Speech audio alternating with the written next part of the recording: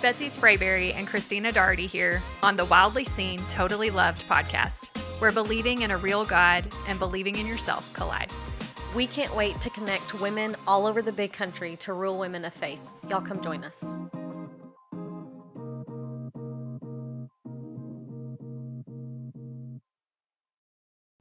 Hey friends, Christina here. Betsy and I want to thank you for joining us on this journey of the Wildly Seen, Totally Loved podcast.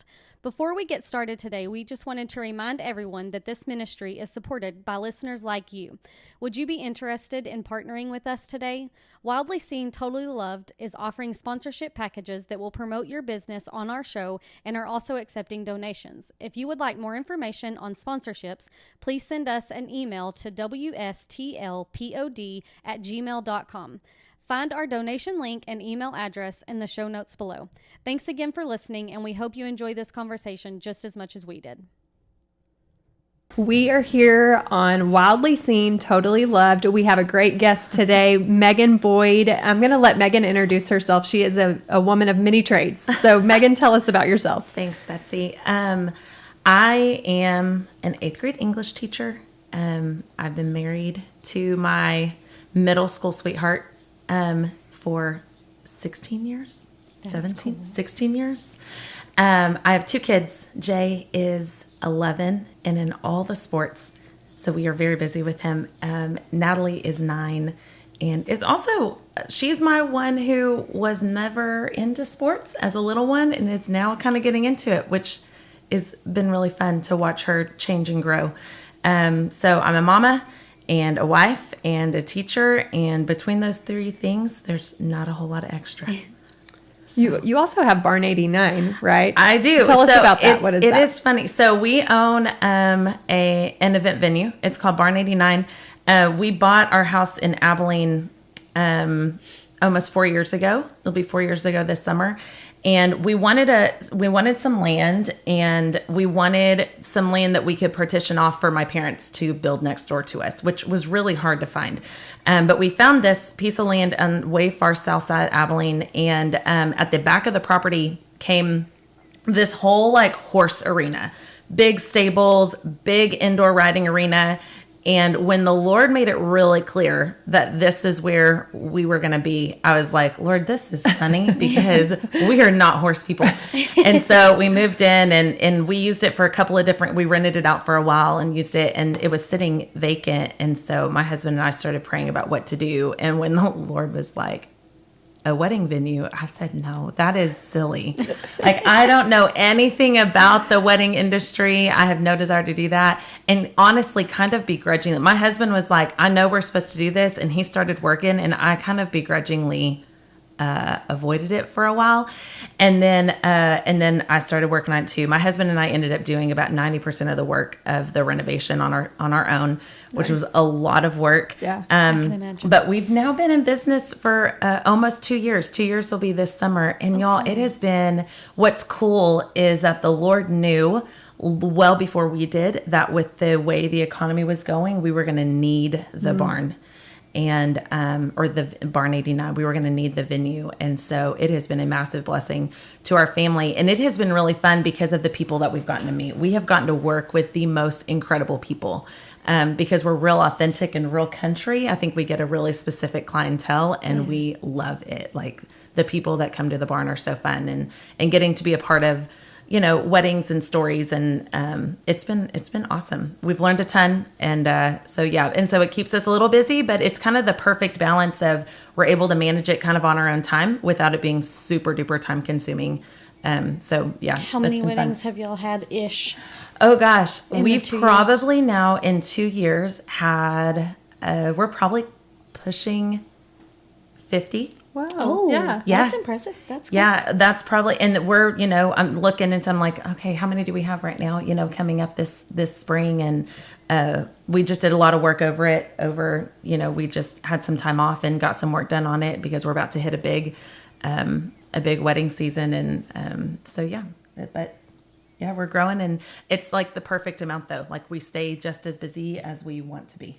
That's And good. just because I know somebody that's about to get married and they're looking for a venue, is it barn89.com? It is, yeah. Barn89.com is our website, and then we're also on Instagram and Facebook. Okay. So you can find us. We have an awesome social media coordinator who I love, and who does that part of the job that I'm not great at, and so we're pretty easy to find. Cool. Okay, Megan, we got to know, what was senior high school Megan like? Oh, goodness. Well, I went to Abilene High, so I'm an Eagle through and through. And it's funny because even my husband and I grew up in Abilene. And then after we got married, we moved to the Metroplex for 10 years. And when the Lord was bringing us back to Abilene, after my husband proclaimed, I will never move back to Abilene. Of course. Never say never. Never say never, for sure. When we were moving back, I told him, I said, we have to be on the north side. And he looked at me like I had lost my marbles. And I was like, no, I can't be in Southside Abilene. Yeah, it's not okay. Not okay. And he was like, babe, all my business, he was starting a business. And he's like, all my business is going to be on the south side. And I was like, don't care. Have to be on the north side. The Lord changed that as I started job hunting and all the things. And I ended up in Wiley, which has been a huge blessing, but it is not where I wanted to be when we first moved back. So senior Megan, I was a volleyball player. That was what I did. And that took me into college. So I was really involved in that. I was really involved in church, in my youth group, was very instrumental in my faith, in my relationship with the Lord. So I was real involved in that. I remember, this is funny, but I remember I worked. I was one of those, I went to school all day. I played volleyball, and I had a job the whole time, from 16 on. And so I was always What was your job? On the go. Being nosy, I worked at the time it was Village Boutique. Did you know Village Boutique? Yeah. I didn't, but Wanell is the owner of Village Boutique, and I love that place. She hired me fresh at 16, just got my license, and she gave me a job and ended up being the greatest boss. Worked for her until I graduated from college. And she recently retired, which is kind of sad. But so I worked for her forever, and then did babysitting and all the things. But yeah, I played volleyball, I was a student class officer my senior year. And so got to plan prom. Oh, fun. And, I was real involved. What was your favorite outfit? Okay. This is really funny. So I worked really hard, and I was one of the, my parents didn't give me money. I had to work for everything that I had. And, my parents gave me a car and paid for my insurance, and they were like, the rest is on you, And so I was working for legit money. I needed to work to survive. And so you'll get this. So Express in the mall was one of the hit stores at that time. And I bought this pair of black corduroy bootcut pants that I was so proud of because they were so expensive to my little high school budget. Yes. Y'all. I've been there. Okay. And so I wore those probably, since they were black, I probably wore them every Friday to every pep rally. Yeah. With my Abilene Must High have. shirt. Yes. And funny, y'all, I still have those pants. And I can still wear them. Nice. Oh, I wish you would have worn them My today. claim to fame. I almost did. I was real close because I knew we were going to talk about high school. And it's so fun though. Last year I had the most fun group of 8th graders last year in my classroom. And I wore them one day and they were complimenting them. I had this whole group of girls who were like, Miss Boyd, I love your pants. I'm like, thanks. Yes, you do. And so I was like, do you want to know the story of these pants? And I told them. And one of my girls was like, that's a huge flex, Miss Boyd. I'm like, I hope that's a good thing. I learned all the verbiage. Yes. That's that is a flex, Miss Boyd. I'm like, okay, sweet. So my claim that one pair, I don't know why they still fit, y'all. I'm certainly not the same exact size I was in high school, but they're magic.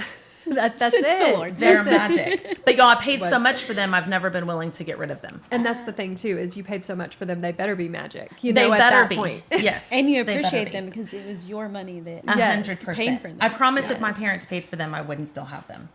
Yeah. I still have them because it was my hard-earned money. Absolutely.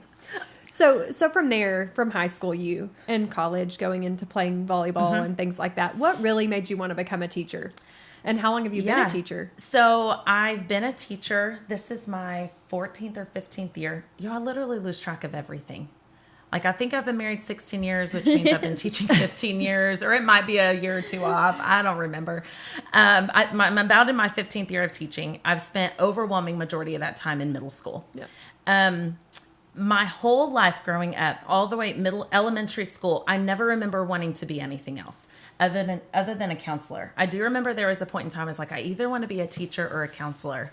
And I remember really vividly deciding to be a teacher because I wanted to help kids who didn't know they needed help or weren't looking for help, right? Like, if you're a counselor, you meet with people who are seeking help. Which is awesome. Like, I've used counselors. I love counselors. But I just had this conviction, like, if I'm a teacher, though, then I kind of get to do some of the same things, but with kids who aren't looking for it or don't know that they need it. Realize it. And so I was raised by a teacher. My mom is a teacher. She became a teacher when I was in like 3rd or 4th grade. So I always loved being in her classroom. And so that was definitely influential in me becoming a teacher. But I think a lot of it too was I was so shaped by several teachers in my life. I had a really chaotic childhood and a lot of trauma in my home. And those people were like my people, you know, so many of them. I have specific ones spread out all throughout the years. And being the teacher that I am now, it changed. Like, I remember the very first time I ever said I wanted to be a teacher, I wanted to be a 3rd grade teacher. And it's because my 3rd grade teacher was really influential. She actually taught me how to write, which is really cool because now I'm a writer. And so that's who I wanted to be first.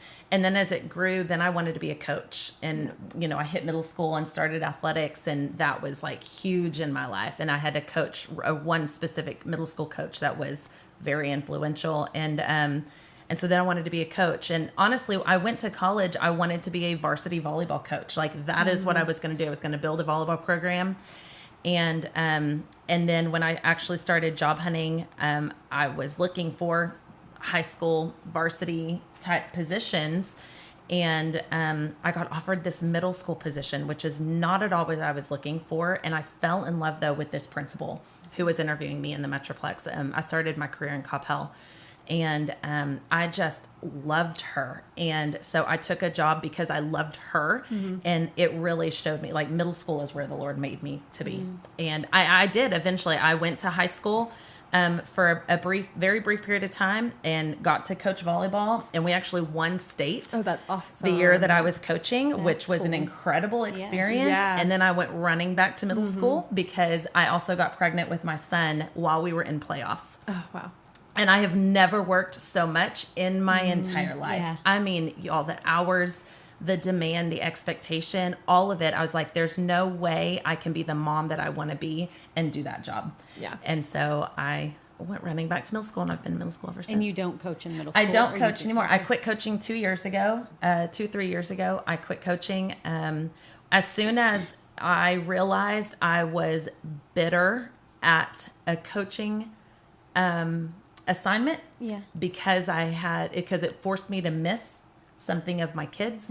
I knew I was done. I was like, I can't be the coach I want to be if I'm bitter about being here because I would rather be at my son's scrimmage. Like, it wasn't even like a big deal, but I was like, I don't want to miss anything of my kids. That's understandable. Just hit that point. And, coaching will always be there. I don't know that I'll never go back because I still love it. And I love the relationships you build in that position. But right now, I want to soak up every ounce of my babies. You're awesome. Yes. I love that. I love that so much. Middle school is such a sweet spot. I think all teachers have their spot too. But for me, middle school was the same. It's just, there's something about them that they need you and you need them. And it's a sweet, like, growing time for them. I was going to say, I think they're growing into who they are, into their personality.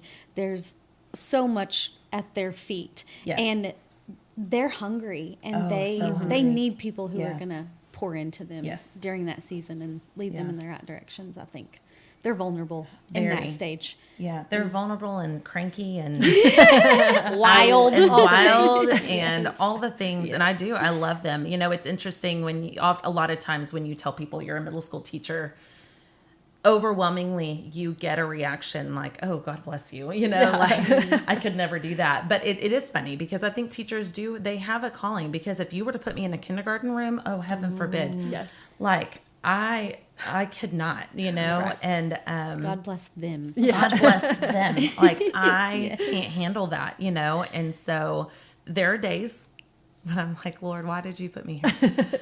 But I do. I love them.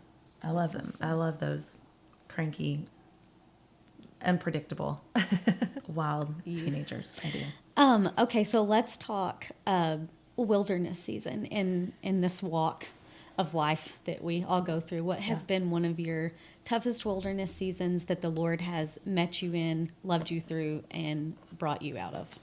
Whoa, which one? Preach. Which one? So I'll briefly touch the biggest one, because it transformed my life, was when I was in 6th grade, which may be another reason why the Lord called me to be a middle school teacher. Yeah. Because middle school was really hard. Like I said, I was raised by a single mom. My dad left when I was really little, and he's been in my life my whole life, but it never a priority. And so that was hard. And because of my dad's decision, it put my family in a really vulnerable position. I have an older brother and a younger brother. It's the middle of 3, and put us in a really vulnerable position that left our family exposed to abuse, like left us exposed to having to go through and experience things that probably wouldn't have happened if he would have been there. Right. And because it wouldn't have put my mom in the position to leave us home, like all the things, it all connects. And when I was in 6th grade is whenever I finally got the opportunity, the courage, whatever you want to say, to kind of bring some of that to light. And it launched me into a really angry season, like really angry. I wanted nothing. I was raised going to church. I was baptized when I was 8, and I believe it. Like I still remember how my heart felt at that time. But then 6th grade Megan was like, whatever. Like, I don't want to have anything to do with this Jesus thing, this, whatever. And I was angry. I was hurt. I didn't want anything to do with anybody, not with my family, not with Jesus, not with church. And so that was definitely the darkest season of my life. To this day, the darkest season of my life. Where the enemy told you that you should just be alone. 100%. That's where you're better off. Yes. So he can. Yes. And just like do whatever you want to do. Yeah. Like God's clearly not looking out for you, and just all the things. And actually moved out of my house, moved in with my cousin for about 8 months. And there were things about that were really good and things about that were really hard. And it was a friend. It was a friend at school and who invited me to go to her youth group. And because I really liked her, we were in athletics together and I really liked her. I went, and that youth group changed my life. The youth pastor and his wife are still to this day like some of my biggest spiritual parents, and that is where I met Jesus, right? And I've always really, through that, I really connected with the story of Joseph in the Bible. And at the end of Genesis, I'll never forget when I heard this verse at the end of Genesis. It says, "You intended to harm me, but God intended it for good, to accomplish what is now being done, the saving of many lives." And it was through that verse that I just felt the Lord like, see, like, yes, this was bad, this was painful, but I'm going to use this. Like, watch what I can do. And that realization that everybody has hardships. Some are bigger than others, some are more traumatic than others, but everybody has those dark seasons, right? And so nobody is immune to that. But the Lord is literally the only one who has the ability to take that darkness, that pain, that anger, and use it. And then it's worth it. Yeah. Like, then you look back and you're like, I actually wouldn't change that trauma because of what I've gotten to see him do with it, And so, like, that will always be the biggest, darkest wilderness. But as an adult, like more recent, right after my husband and I moved, first of all, moving back to Abilene was really hard for me. I did not want to move back. I never thought we would. I was born and raised here. I lived here I was born at Hendrick, graduated from Hardin-Simmons, right. I lived here the whole time. And my husband really did at some point in time tell me I will never move back to Abilene. And so it was never even in our realm. And we found ourselves, my husband found himself in a job in the Metroplex that was sucking the life out of him. And he needed, like, he was going to die early of stress if we didn't get him out of there. Yeah. And so that's really what brought us back. And I was not happy. I was like, it was one of those, like, in the Metroplex, I was in probably the greatest season of my life. I was getting to be a stay-at-home mom for the first time. Mm-hmm. I was director of Coffee Talk, which was a high school girls mentor program that I was very passionate about. I was directing that for the first time. I mean, I was living my best life, and my husband's over here like dying an early death, like a slow death, you know? Mm-hmm. And so we were in really different places, which was hard on our marriage. And an opportunity came for us to move back to Abilene, and I was not happy. I knew it was gonna take me back into teaching. So I was gonna have to give up again, like being a stay-at-home mom, which I had only been for a couple of years. I think I got 2 years of being a stay-at-home mom in the Metroplex before we moved back here, and I went back into teaching. And I didn't want to do any of that. But we did, and the Lord has been so faithful. Like, this is because right after that is when COVID happened, and I'm so happy we were here for that season and not in the Metroplex, you know, like there's some really sweet things there. But right after we moved back, the Lord also called us into foster care. Oh. And I've always had a heart for that and never knew when it would happen or how it would happen. And so we moved here in June, and in October is when the Lord was like, now's your time. And we started our licensing process. We got licensed in February of 2020. And in March of 2020, we got our first placement. Wow. And we got our fast. Placement. It was fast. And we got our placement Tuesday of 2020 spring break. Mm-hmm. Well, if you remember what else happened 2020 of spring break. Yes. So 3 days after we got our 2 babies, we got a sibling group. They were 2 and 8 months old at the time. The world shut down. And so then here we are, like, isolated from everything with these 2 babies. And the little blessed 2-year-old is the hardest human being I've ever dealt with in my life. And y'all, I'm a middle school teacher. So, I mean, y'all, that says a lot. Right. She was so hard, and I love her. And so that launched us. That right there was probably the darkest time of my adulthood. Yeah. It was just so hard. Mm-hmm. It was so hard. That was a dark time. In general, I can only imagine stepping into foster care in the middle of that. The political environment at that time was hard for everybody, and like the physical environment was hard. And so then throwing in our foster babies were then also at that time, like, we've never done this before, you know, so we're learning this whole system to begin with. Mm-hmm. Well, then they're wanting to do like FaceTime visits with a 2-year-old. I'm like, this doesn't make any sense. And so we got like no reprieve, because even the reprieves that are typically built in were all shut down. Like, it was really hard. I mean, really, really, really hard. And the thing that's hard about some of the adult wilderness that I've walked through, you know, my childhood wilderness, that's a little different because I was in a really dark time, and then Jesus showed up. You know, like, I met Jesus, and it was like, oh, here's the light, and the healing and the freedom was amazing. Well, as an adult, when you go through it, it's like, Lord, you called me into this. You know what I mean? Like, you called us. Like, I know that you're leading us back to Abilene, and I don't want to do it. Yeah. I know that you called us into foster care, and I feel real bad in this moment. Like, this is hard. What are you doing? This is so hard. And so that's what's been really interesting about being an adult and walking through it, is some of the hardest things that my husband and I have dealt with over the last 10 years have been things that the Lord has called us to do. Mm-hmm. And so what's really fascinating about that is realizing, like, number one, being a follower of Jesus does not mean all like happiness and rainbows. Yes. But what's really cool about it is looking back and going, like, when you come out on the other side, going, wow, you really knew what you were doing. Mm-hmm. And you really knew that we needed that. And you really knew, like, now our foster babies, they ended up being with us for 18 months. Y'all, I'm not, like, it is hard to explain how long and hard those 18 months were. They were so long and hard. At the end of the 18 months, their dad, who was 21 at the time, now got full custody of them. And so now he's this 21-year-old boy, like, now the single dad of a 3-year-old and a 2-year-old. And so we were able to build a really great relationship with him. And to this day, we walk really closely with them.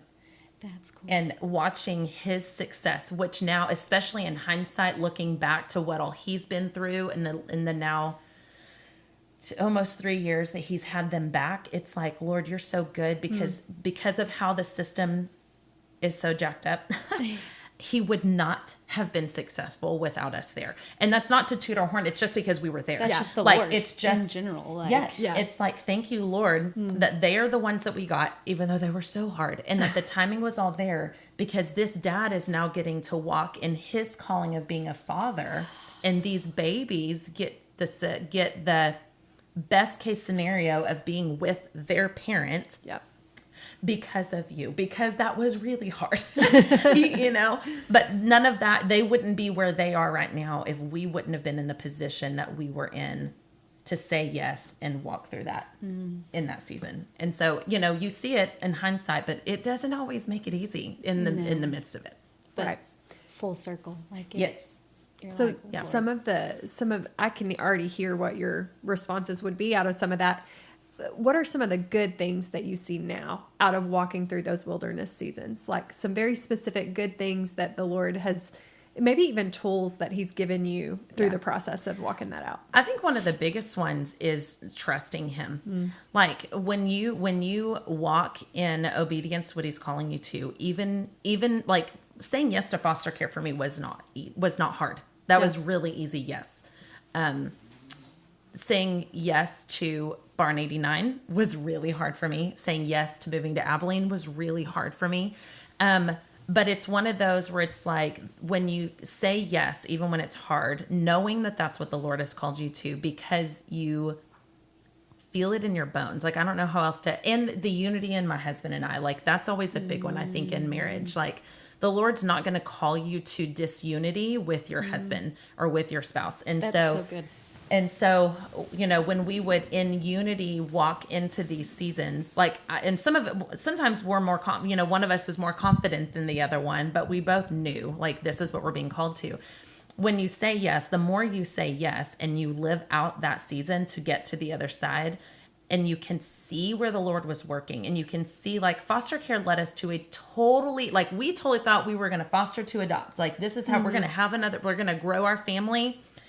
And now I'm like, I don't know if we'll ever adopt. I don't know. I mean, right now, after our babies went back to their dad, we pulled out of foster care because we knew that the Lord was calling us to walk with them. And we knew that we wouldn't have capacity to do that if we continued to foster. And so we're not doing that at all anymore because we just walk with them. Like, we keep capacity for them.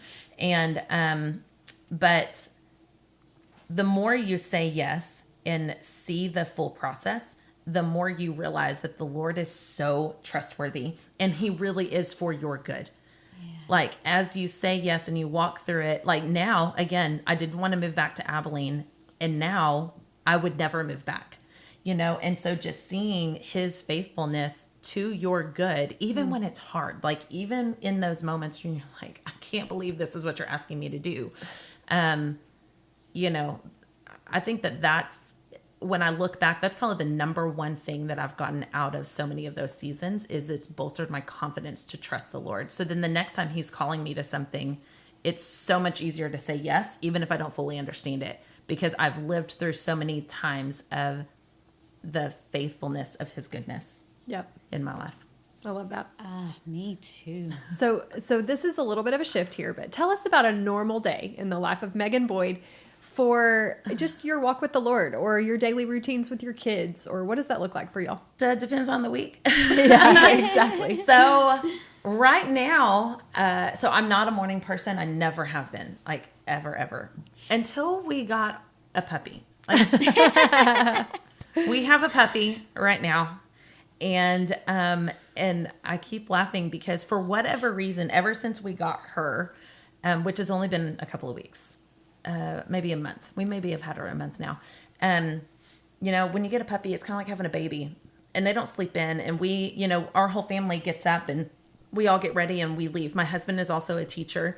And so we're all gone, for a school day. And so I realized early on after getting her that I needed to get up early with her for her to have time to do all of her things before she was going to have to go in the kennel all day, And so lately, it's been awesome because I've been getting up at 5:45, like with joy, which is so bizarre. I'm like, Lord, where did that come from? I've never gotten up with joy at 5:45 in the morning in my life, but I am right now. And I've been going through Bible Recap. Mm-hmm. Have you ever heard of Bible Recap? Yes. I absolutely love it.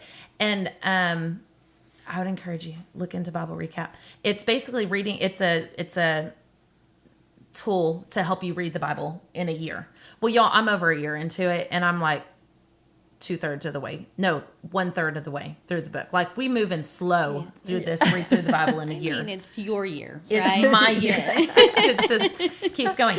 But I really, really love it. And so lately, for like a month, I've been getting up really early and having this really sweet time with the Lord in my Bible. Before Annie, who's my puppy, that didn't happen. And sometimes there's a reason why I've had a year of only making it 1/3 of the way through. So it just kind of depends. Like, it depends on the season that I'm in. I've been writing a book for about 2 years, and that time has really shown me, y'all, like, my happy place in life is at a coffee shop. Like, at a coffee shop with my Bible. And I realized that kind of in college, that's where I started studying. And my best friend makes fun of me because she's like, how do you focus? I'm like, I don't know. But at a coffee shop with my headphones, and I listen to Bethel No Words, which is another thing I'd recommend. You know, it's just like the most beautiful, like, instrumental worship music. And so anytime I can be in a coffee shop with that and my Bible and do my Bible study and write and journal and all the things, that is like my sweet spot. That sounds like peace. It is. And I really learned, I'm always been really bad. I'm not good at taking time for myself at all. Like, I mean, I think as moms in general, that's just hard. And, because usually I get up and I get my kids up and we're getting all the things done in the morning, and then we go, and it's like I teach all day and I'm with these teenagers all day. Well, right after school though, usually I go home, and then it's like, okay, what laundry, what dishes, what are we doing for dinner? And then we're off to practices, and it's like this practice and that practice. And, I hit a season this past semester. It probably started in October. I was starting to get really serious about my writing because I was getting close to getting done. And my husband and I worked out where Tuesdays were going to be my day. And I've never done this before. And it's like Tuesdays, my kids were going to go to meet dad at school at his campus. And I was going to get to leave and straight from school and go straight to the coffee shop. And I would sit for hours and write and study. And it was crazy. What I learned is so many times for a long time, I always felt like my Bible study had to be like every morning. Yeah. And so if I wasn't hitting it every morning, I would just not be doing it, for seasons. But one of the things I learned in this season was, man, if I can just take a bigger chunk of time once a week, that would feed me for the whole week. So instead of trying to fit it in a little bit every day, if I can just take this little bit of time, like one afternoon a day, and my kids are older now. It gets easier as your kids get a little bit older. But man, that time of being with the Lord, like by myself in a coffee shop, where you don't have distractions. Is that my house, y'all? If you're anything like me, like I sit down at my house and it's like, oh, I need to move that laundry over. Yeah. Oh wait, what is? Oh, there's did I pull that always meat out? something Like there's waiting on always you. something. There's always. I feel like I never sit down at home. Like I'm always just like there's something to do, you know. And so, so that has been a really, really sweet thing to learn in this season, where if I can take a bigger chunk of time, maybe once a week, as opposed to trying to just do it every day. Yeah. So this is something that I feel like you're alluding to, and I'm going to call it out in you because I think this is the way we all live, but you have a busy life. Oh, Lord, have mercy. Yes. And so yes, we can all say yes to that. We can all say that we have busy lives, no matter what age our kids are, no matter what jobs we have going. So tell us about your book. I know the title of your book, but I want to know what caused you to write this book. What's the title of your book? Speak into that a little bit. So my book is called Intentional Conversations, how to shape and connect with your child's heart in the midst of a busy world. And I am an English teacher, and I've always loved to write, which is really why I became an English teacher, because math was not an option, like when I'm going to college, math was not going to be it. And so, but I feel like do, you're either one or the other. You are, which is funny because my mom is a math teacher. Like I was raised by a math teacher, and I'm like, nope, that's not it. I do love to write, but I never dreamed of like being an author. Mm-hmm. Like I never really thought, oh, I'm going to write a book, And it was 2 years ago, right around this time, I was driving to Austin for a women's retreat. So y'all know, moms, like anytime you have that like sacred time alone in the car, is sacred. Yes. It is like, so I'm like loving life, soaking it up, like worship music, praying, like enjoying this quiet drive to Austin by myself. And it was literally, like, have you ever had like a download from the Lord where like you get this crazy idea that is not from you because you don't know any idea. You don't know where it came from. Yeah. You're like, that's silly. That I did, yes. And it literally, to the point where I wouldn't recommend this, but I had my journal because I have all my stuff, my Bible and my journal, all this stuff. I whip out my journal and I grab a pen and I'm like writing these ideas that are coming to my head on my console as I'm driving, which is funny because actually my journal, it's written like upside down, like I didn't even get the journal turned the right way, and it's like 3 or 4 pages of these that is literally just coming.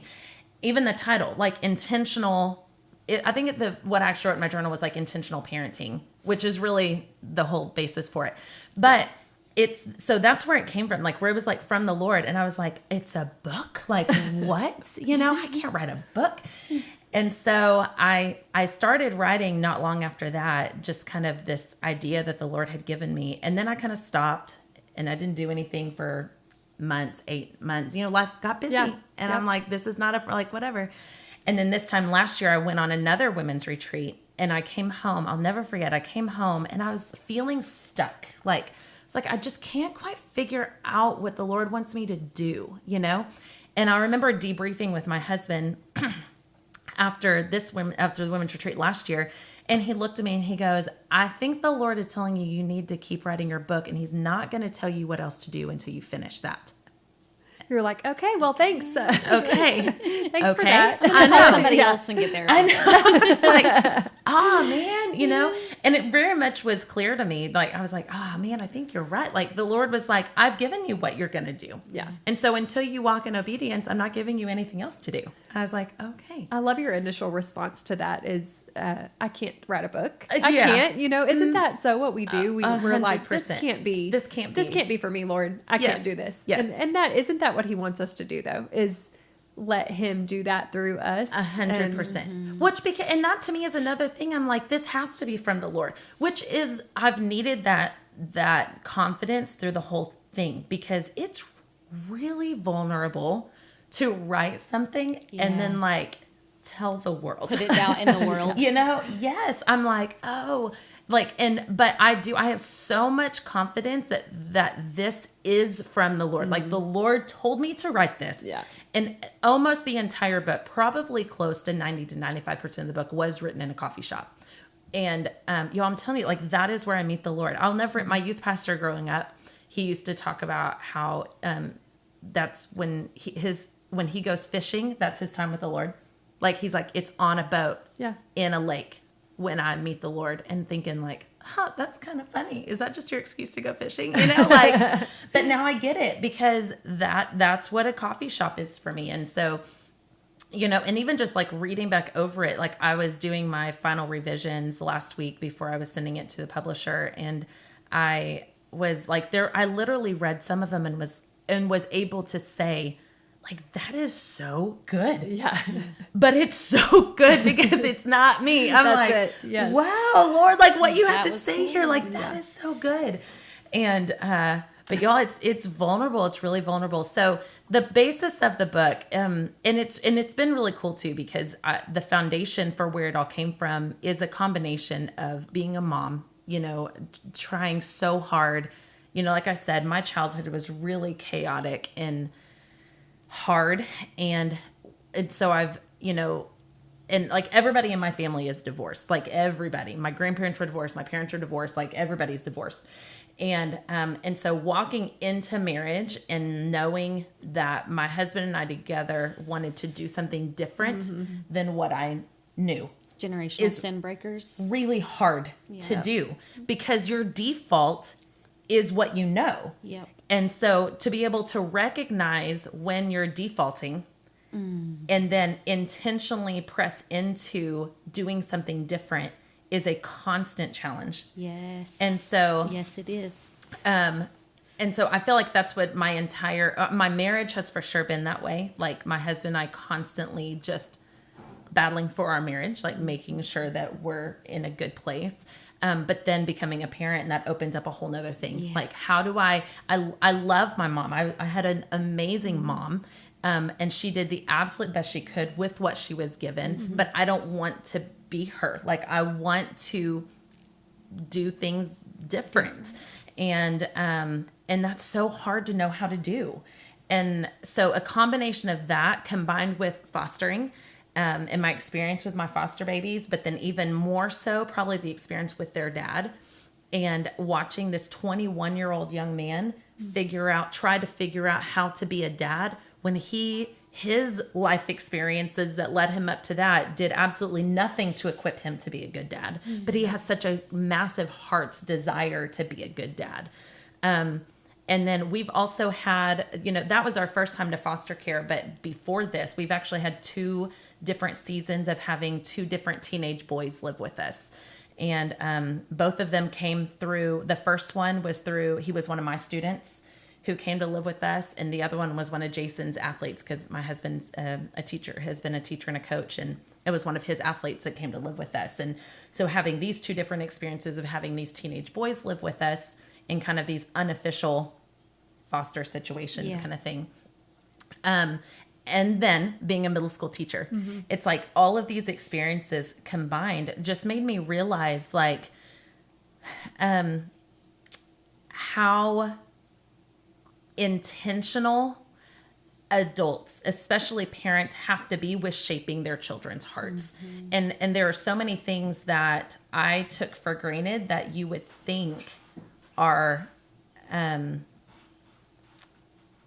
you assume everybody knows, and you can't, like, when kids are raised in chaos or in trauma or by parents who weren't raised well or with intention, that continues. Yes. And so this the lack of character that I'm seeing in my middle school students now is drastically different than it was in my students 10 years ago. And it's scary, honestly. Like, but then it goes so much. You have this character thing where it's like just like I've always thought of as basic things like integrity and honesty and respect. Like, y'all, those things are so lacking in my middle school students, and they don't even know it. Right. That's the reality of it. Is it's like, do you realize you're being disrespectful right now? And they look at me as if like I just like punch them in the face. They're like, what are you talking about? I'm like, how do you not know that this is disrespectful? But they don't. Yeah. And the thing that I've realized is that doesn't necessarily mean that they have bad parents. Right. It's this lack of intentionality of parents to take responsibility of being the number one influencers and shapers of their children. I love this. Me too. This is good. And I recently found a book. I can't wait to read it. I don't remember what it's called, but the basis of it is that like parents are and should be more important than friends. And how much we've lost that. Like, parents have to step into the role of being the most influential people of their children's lives. But when you go to work and school all day, which is great, that's our life. Like, we have to do that. More now than ever, we are all 2-parent working households, Overwhelmingly, that's most people's reality. I think especially in the public school system, which is what I'm in. And then we all come home from that, and everybody's on their phone, parents and teenagers. Yeah. And I say this with conviction because it's so hard for me. Like, I want nothing more than to come home and just like lose my brain in my phone, right? Escape. Like I do. Yeah. And which I think is one of the big reasons why the Lord called me to write this book, is because I need this book. Yeah. Like we all do. Yeah. Like, I need the constant reminder of like, hey, put your phone down. Your daughter is sitting right next to you. Talk to her, you know? And just this reality. And I see it in my kids. Like my students are so hungry to have a meaningful conversation with an adult. My husband teaches at the high school, Wiley High School, and he teaches all business classes. So he's in the CTE program, the Career and Technology. And so his class is really fun because it's an elective, you know, and so he teaches entrepreneurship and business law and all these things. Well, he's so funny. On every Friday, he calls it Interdevelopmental Skills Friday. They do it every Friday. And literally all they do is sit around and talk. And he's working with them to learn how to talk. Have conversations. And he was just sharing with me the other day that usually he'll be sitting behind his desk and it doesn't take long before there's just kids crowded around his desk, you know, and they're just so hungry to talk. That is so cool. We need some more teachers doing that, because I feel like these text messages, they don't even know how to have this one-on-one conversation. And, you know, you got to break through some of that awkward, hard, like look you in the eye kind of conversation and get past that surface level to get to this stuff that you're trying to teach, these character qualities and, you know, build trust. And it goes, and I do, so the book, maybe I should talk about that. The book is a tool. It's certainly not a how-to. I am in no position to show anybody how to parent. It's a tool, though, to be used between a parent and a child. And it's supposed to be for kind of all ages. Like, as I was writing it, I was thinking about my 9-year-old, Natalie, as I was also thinking about my 25-year-old, Timmy, who lives in the Metroplex, like thinking in all of the realms in between. And there are moral things in there, because I think that's important. Like, our kids need character development. They need kindness. You know, they need patience. They need integrity. They need respect. They need all of those things. And so there are things that address that specifically. But there's also biblical truth. And, you know, it talks about the 10 Commandments and like, why does that matter now? And it talks about like, who is the Holy Spirit and how do you pray? And like, there's these biblical concepts for you to also walk through with your kid. And so the book is designed kind of like it's structured kind of like a Bible study, but it's not a Bible study. It's made to be like, hey, let's just grab this book. Like, I want to have this conversation with my kid and I don't know where to start. I don't know what to talk about, because I think that a lot of parents are there too. Like, they see their kids sitting across the room and they're kind of like, I want to connect with my child's heart, but I'm not sure. And I don't know what to do. I don't know what to say. How do you just say, you know, a lot of students then start, how was your day? Good. And then it just kind of stops there, you know? And so the book is made where you can be like, hey, come here, like, let's look at this. You know, and you can just open up to a page and there's like a 1-page read. So you don't have to be a big reader to read the book. You know, you read the 1 page about whatever the topic is of that for that week. And then there's open-ended questions. And so then as you ask your kid questions, kids want to talk. They do. They want to talk. And so the writing is to give you, as a parent and a student, like a foundational understanding, like a foundation to start from. And then the questions are then for you as the parent to let it go. Like, let your kid talk. So, sorry. No, I didn't mean to interrupt you, but just like, I was just sitting here thinking, so are these practices that you have practiced with your children, and what was their response to these? So I have not actually used the book on my kids yet, but they are based off of a lot of conversations that I've already had with my kids. So So here's an example. So we were all at my school after school one day. This just happened a couple weeks ago, and we were staying at my school late because my son was going to have basketball practice at my school. So I was like, let's just stay. I'll get some work done. And my husband had told my daughter when she went out to get something from him, like, hey, be the door holder. Like, when the team starts to get there, let mom work in her classroom and you go open the door, you know, for the team. And so she came back in and she was like kind of pouty about like, what do I have to do? And so I'm telling him like, you just have to open the door, like just hold the door open. And she had the worst attitude about it. And so I look at her because it's one of those moments where I'm like, I can just get really frustrated, which I kind of did. I mean, I'm not saying at all that I wasn't really soft. I was a little frustrated at her attitude. But in that moment, I looked at her and I'm like, baby girl, like you are being really selfish right now. Mm-hmm. And y'all, man, calling her selfish, she was like, what? Yeah. You know? And I'm like, yeah, because all we are asking you to do, like we're asking you to be a helper. Yep. Like be a helper. And instead of just sitting here coloring your picture, just go open the door. Like this is, and when you are refusing or with a bad attitude, not willing to be a helper, you are being selfish. Right. And so it's taking that moment of like, that's an intentional conversation where it doesn't hurt just to be like it doesn't hurt her heart necessarily for me just to be like, fine, I'm just going to be frustrated with you. Yeah. And you just sit there. Yeah. And I'll go do it. Yeah. That doesn't really hurt her heart.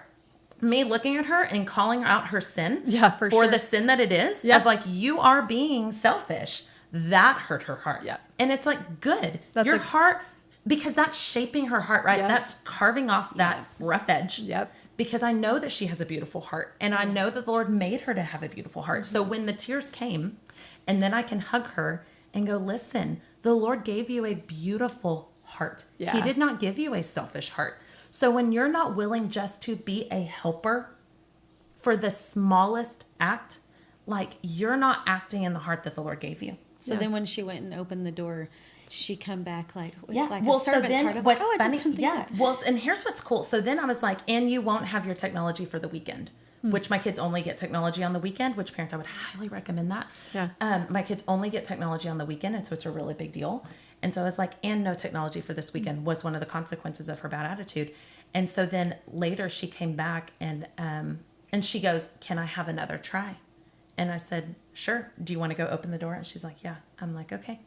And so she did. And she was great. Like we all moved, it's all good. Well, then later that day she came up to me and she's like, so do I still not have technology all weekend? And I just looked at her and said, what do you think? Like, do you think? And she goes, no kidding. She's 9 years old. She goes, I think I shouldn't have it on Saturday, but I think it would be okay to have it on Sunday. I said, okay. Yeah. That sounds fair. That's like teaching her how to self-regulate her own heart. Yes. Yeah. How to repent. It's the sweetest thing. I love that. Yes. So cool. And so it is like, I do think that the Lord has given me a lot of models for having those intentional conversations, that they do happen pretty organically in our family. But I also have a huge appreciation for, or acknowledgement that that's not always the case. And that's the purpose of the book. Like if you're not having those organic conversations, or as a parent, you haven't had that modeled, and it's so hard to do if you haven't had it modeled. Yeah. And so the book is made to kind of be a model, something to at least get you started, because I think you also realize the more you have those intentional conversations, the more in tune you are to recognizing them and taking advantage of them when you have them. Mm-hmm. Yeah. That's okay. Cool. I'm excited about that. I know. For the world. Yeah, I already have my book ready to go. I cannot wait to read it. It's going to be great. So tell me a life scripture that you cling to. And there's probably been some, throughout your whole life that you've changed back and forth, but just share a scripture. I really love life scriptures. I remember I was in college when my mom told me that there was a scripture that she prayed over me like the whole time she was pregnant. And I'm like, how did I not know this? Yeah. And the verse, I wrote it down because I always get it mixed up with another one that I used a lot in college. So my life verse is Isaiah 26:3, and it says, you will keep in perfect peace he whose mind is steadfast because he trusts in you. And that has been, when my mom told me in college, like, that was the verse I prayed over you the whole time. I'm like, that's my life verse. Like, I just claimed it. And it really has been awesome because I've experienced it. Like I said, like as you go through these ups and downs of life, the more you say yes to Jesus, the more trustworthy he becomes. And there really is so much peace in that place. And so I've really felt that. Recently, though, as I was doing one of my Bible studies last week, it may have been like it was really recent. I read a verse I had to write this one too. Psalm 25, 4-5. And it was one of those verses you're like, oh, that is my heart. Like that, like I even wrote it like in the front of my Bible because, I want to cling to it. And it says, make me know your ways, O Lord. Teach me your paths. Lead me in your truth and teach me, for you are the God of my salvation. For you I wait all day long. I love that. And I was like, oh, Lord, like that is the cry of my heart. Like, Yes. let me, learn from you. Like, teach me your way. Teach me your truth. And there's a prayer that I got from Priscilla Schreier. I was doing one of her Bible studies. This was a couple of years ago. And I don't even remember which one it was because I've done several of hers. And there was this prayer that she had in one of them that I ended up writing because one of the things she said in there, like this is a prayer. I wrote this in February 1st, 2023. It says, Lord, help me see, hear, and know the truth of your word. I pray that I will read intently at your word and love what it says more than I love what everything and everyone else around me is saying. Mm-hmm. And I think that's so important. Like, Lord, I want your word to be the loudest thing. Yes. And then because if it's the loudest thing in my world and I can then be the loudest voice in my kids' world, then you're going to be what's That's loudest powerful. in their world. Yeah. Yeah. And so, just really clinging to that truth. And okay. So as we wrap this up, and we have eventually listeners, for the woman sitting on the fence today in their faith, what's one piece of advice that you would give them? So I wrote this down because I was like, that's a really great question. And here is my response to you. I think this is the camera I'm supposed to look at. Yes. Is quit sitting on the sidelines. That's like good. Quit sitting. Oh, this one. Sorry, that camera. Quit sitting on the sidelines of social media. Like, Yeah. go live Preach it. your life. Get intentional. Like, I think so many of it, and y'all, I say that because I have to tell that to myself. Preaching it like, to myself too. I am, because it's like, I love social media. I'm on social media. I like it and I also hate it. Mm-hmm. But my biggest thing is for mom, like, quit living through social media. Like, regulate it. Figure out, like, regulate. The conviction I've had lately is I need to get this regulated how I want my kids to regulate it. Yeah. My kids don't have cell phones yet. I always joke with my 8th graders that my kids will never have a cell phone, even though I know that that's not true. And it makes my 8th graders think that I'm completely wacko. But you have to battle lies with the truth. And so much of what we see on social media is a lie. And it doesn't mean it's a despicable lie, but you only get part of the picture. And so many moms who look like they have it all together, they don't actually have it all together. Yeah. That you just only see that part. And then you compare your life to the fake or partial part of what you're seeing in somebody else's life. And you get stuck in that place. Mm-hmm. Like, get your eyes off your phone, get your eyes on your kids, get your eyes on your husband, like, work on your marriage, work on your kids. And that is going to look different for everybody. Yeah. And then love what the Lord says more than what others are saying. Mm-hmm. Like, that's good.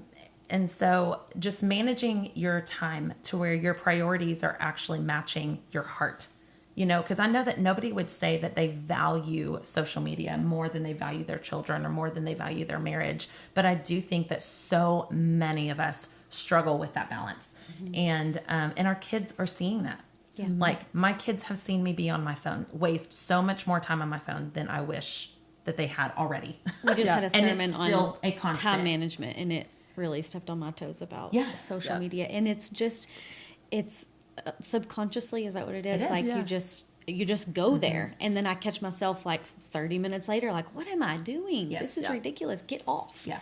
Yes. So I'm saying that it ain't easy. I still struggle with it. I'm still trying to figure out that balance, and I try something and it works for a while and then doesn't work anymore. But I think if you will make it conscious and make it a goal to be intentional with your family, then you're going to be amazed at what the Lord has to do with that. Yep.